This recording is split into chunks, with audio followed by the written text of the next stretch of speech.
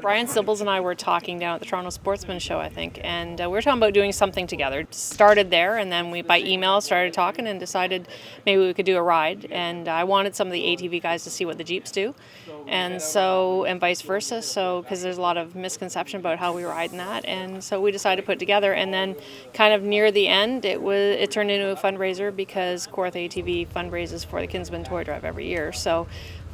We decided to turn this into a fundraiser as well as just sort of a social to get the two groups together to get to know each other and see what each other does, and because we're just very different types of riders and operators, so we thought it would be interesting for them to see each other and see how it goes. We had 66 people go out. I think about 30 Jeeps. It was about even, 30 Jeeps and 30 ATVs. And then we have had another 6 or 8 Jeeps show up afterwards. So I think we're about 75 to 80 people. Between KATVA ATV and the OF4WD Drive groups, and Halliburton ATV and Twin Mountain Snowmobile Club, the 4 of us work together to maintain the trails in this area, the 5 Points trails. There's a mixture of private land and crown land in here.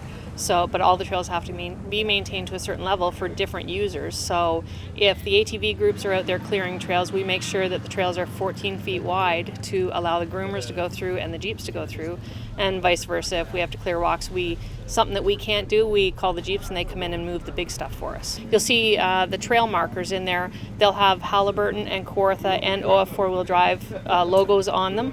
We share the trail numbers. The KATVA ATV started a numbering system in there that we actually took from the Hatfield-McCoy trails in West Virginia. We copied the same sort of trail markers, brought them up here, and so we're using them in there. So all the markers will have all 3 logos. It might say no Jeeps, it might say no ATVs, or it's a trail that we can all use.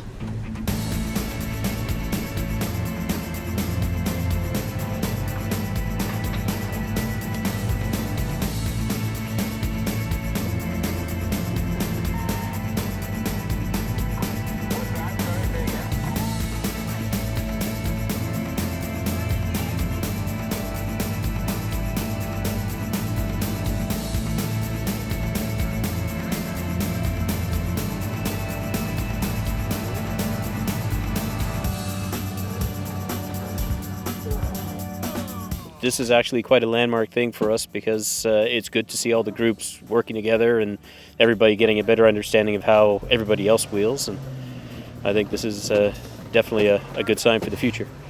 I think it's a great idea that the two groups have been getting together. A couple of years ago when the devastation came through here with the storms and stuff, I was part of the group that went and cleaned it up, and the ATVs and the Jeeps worked together really well to get the trails clean. We also did the fire access roads, so that the cottagers and the people that live up here could get in and out easily. I know the ATVs like to go faster than we do, but it's kind of neat to see what they can do and then what we can do in comparison, because there's some things that we can go up easily that the ATVs can't, and there's something that the ATVs can do better than we can do. So it's just different and it's interesting. It was very different from riding just with ATVs, quite a slower pace. Able to see what the Jeeps go through compared to what the ATVs go through when they're riding. Impact on the trails from Jeep to ATV, and the different types of people that are out.